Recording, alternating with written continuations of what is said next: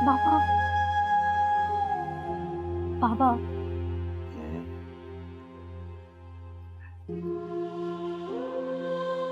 सुनहरा,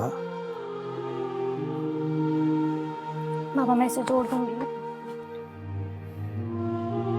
नहीं बेटा, मुझे दे दो, मैं जोड़ लूंगा। पापा मैं इसे जोड़ दूंगी। जोड़ लूंगा।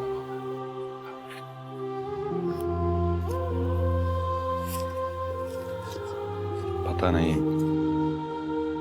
अचानक तुम्हारी माँ को कभी कभी क्या हो जाता है बेटा। असल में जो लोग दूसरों से खुद का मुवाजना करते हैं कभी जिंदगी में खुश नहीं रहते। अब मामा को ये बात कौन समझाए? उन्हें तो हालात ने जैसे बिल्कुल परेशान करके रख दिया है। क्या था अगर तुम्हारी माँ कम पैसों में अच्छे से जिंदगी गुजारने की कोशिश करती, लेकिन दूसरों से मुकाबले की दौड़ ने थका दिया उसे बेटा। पापा वो तो आपके दोस्तों के साथ ही मुकाबला करते हैं। कभी आप भी उनके बराबर होते थे। ये तो हालात की सितम ज़रीफी की वजह से आप पीछे रह गए और वो लोग आगे बढ़ते चले गए और खुशियां हमसे दूर होती चली गई। इसीलिए कहते हैं कि जितनी ज्यादा रो उतने पांव फैलाने चाहिए। हम भी खुश रह सकते थे बेटा अगर कनात पसंदी और सादगी इख्तियार करते। तुम्हें मालूम है मैंने अपनी जिंदगी में बहुत पैसा बनाया, बहुत, इतना कि तुम्हारी माँ से संभाले नहीं संभलता था और दिन रात वो अपनी ख्वाहिशात को पूरा करने के लिए पैसे को पानी की तरह बहाती थी, लेकिन उस वक्त भी उसे मुझसे गिला रहता था।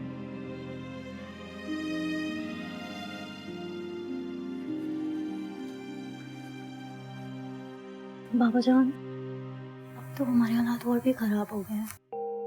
ये किराए की जगह ये भी छीनने वाली है। हम कहाँ जाएंगे? बाबा पर भरोसा नहीं है। कर लूंगा कुछ ना कुछ, परेशान मत हो जाएगा।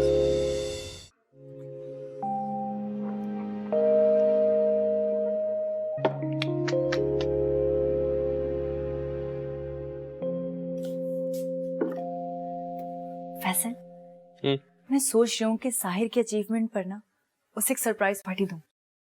Good idea. मुझे बताओ मैं तुम्हारी क्या मदद कर सकता हूँ। मैं सोच रही हूँ कि क्यों ना हम एक फैमिली डिनर रखें, मैं, तुम, डैड, मॉम और साहिर। प्लीज तुम मुझे तो इस डिनर पे इनवाइट ना ही करना। क्यों? I mean, अब शायद मैं तुम्हारे डैड की बातें बर्दाश्त ना कर पाऊँ। बर्दाश्त करने की प्रैक्टिस कर लो। नहीं, अब मैं उनके सामने तभी आऊंगा जब मैं उनका मुकाबला कर सकूं।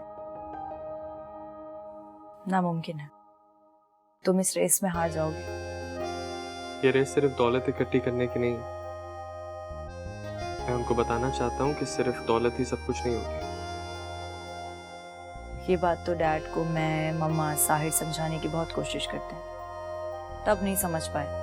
तुम समझा पाओगे? तुम मुझे अभी जानती नहीं हो, मैं समझा दूंगा उन्हें। जबरदस्त, देखते हैं। अच्छा ये सब छोड़ो, ये बताओ कि जो पार्टी थ्रो करना चाह रही हूँ साहिर के लिए, कहाँ करनी है? अपने घर पे, होम स्वीट होम। लोग अपने घर से निकलना चाहते हैं और तुम वाहिद लड़की हो जिसको अपने घर पे ही बैठे रहना है। दरअसल मम्मा जो है ना, उन्होंने हमारे घर को जन्नत बना दिया है और डैड उस जन्नत में आके अपनी सारी टेंशन्स भूल जाते हैं। वैसे तुम्हारे अम्मी अब्बू एक दूसरे से कितने मुख्तलिफ हैं, फिर भी एक साथ हैं। डैड थोड़े रूड हैं, लेकिन उनके अंदर एक अच्छा इंसान भी छुपा हुआ है। पता है, वो कभी दूसरों की हेल्प करने के लिए भी पैसे कमाते हैं। वो दूसरों को तो दे देते हैं, मगर साहिर को अपनी तरह बिजनेसमैन बनाना चाहते हैं। वो चाहते हैं कि हम दूसरों की मदद करने वाले बने, दूसरों को चीजें देने वाले बने, ना कि लेने वाले।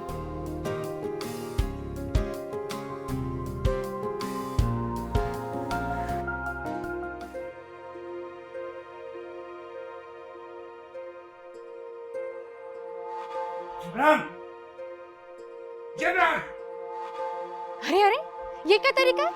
ऐसे कैसे घुसे चले आ रहे हैं हमारे घर में? आपके घर में?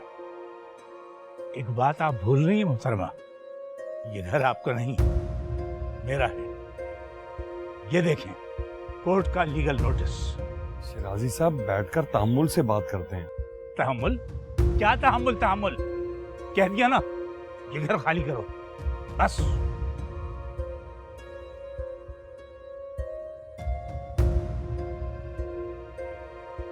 उन्होंने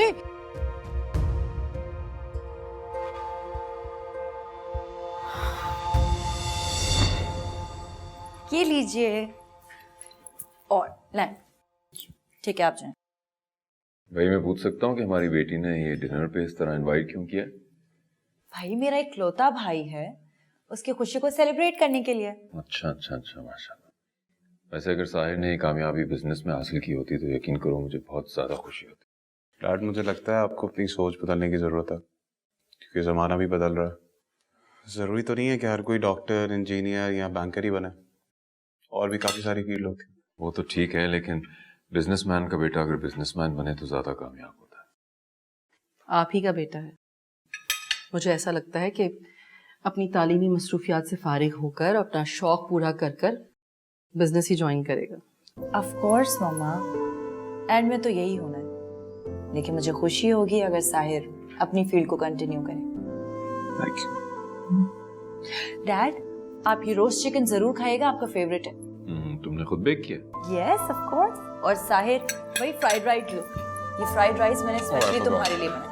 थैंक यू। और आपकी बेटी ने ये इमली की चटनी भी बनाई है।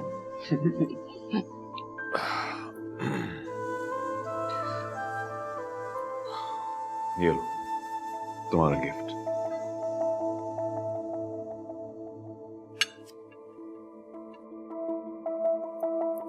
ये क्या है? डैड, सस्पेंस खत्म करें और बताएं आपने ये चाबियां क्यों दी है साहिर को? ये साहिर के नए ऑफिस की चाबियां।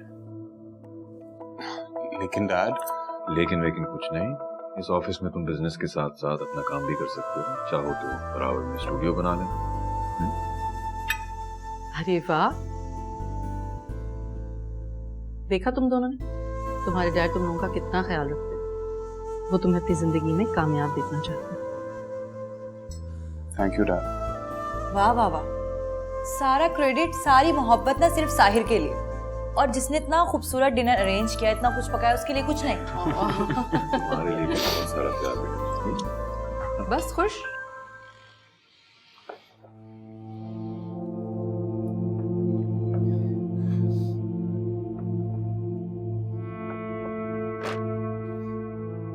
क्यों आई हो यहाँ? हमारे लिए खाना लेकर आए हैं। ले जाए खाना, मुझे नहीं खाना। मैं इस तरह तुम्हें अकेला नहीं छोड़ सकती, अंधेरे में भटकने के लिए। मैं तो पैदा ही अंधेरों में भटकने के लिए हुआ था। ऐसा क्यों सोच रहे हो तुम? तुमने तो अपनी तरफ से हमारे लिए अच्छा करने की कोशिश की थी। लेकिन कर तो नहीं सका ना। मुझे वहां से धोखा मिला जहाँ मैंने सोचा भी नहीं था। जिंदगी में कभी कभार ऐसा होता है, जिसपे हम सबसे ज्यादा भरोसा करते हैं ना, वही हमें धोखा देता है। मेरे साथ ऐसा क्यों होता है? मैंने तो किसी का कुछ नहीं बिगाड़ा। तुमने किसी का कुछ नहीं बिगाड़ा, मगर यूं आंख बंद करके किसी पे भी भरोसा करना, इसे बेवकूफी कहते हैं। हाँ, हूँ मैं बेवकूफ। सबसे बड़ा बेवकूफ तो मैं ही हूँ ना। ये इस तरह से चीख चीख के मम्मा पापा को क्या बताना चाहते हो तुम? तुमसे तो हमदर्दी करना भी फजूल है।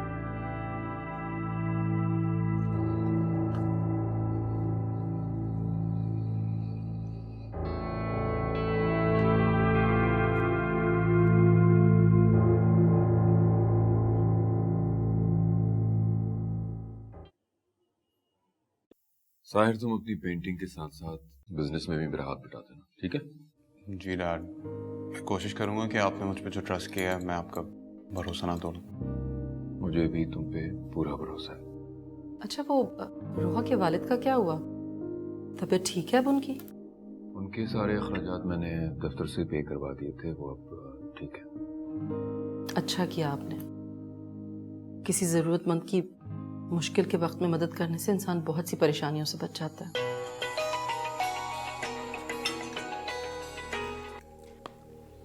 हेलो, तुम फिक्र नहीं करो, मैं अभी पहुंचता हूँ। ओके। किसका फोन था? जिब्रान का फोन है, वो किसी मुश्किल में है, मुझे जाना पड़ेगा।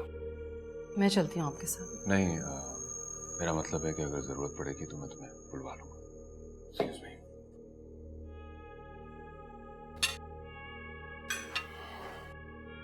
ब्रैड इतना सीरियसली क्यों लेते हैं लोग? पता नहीं। अब चलो तुम तो खाना निकालो, खाओ।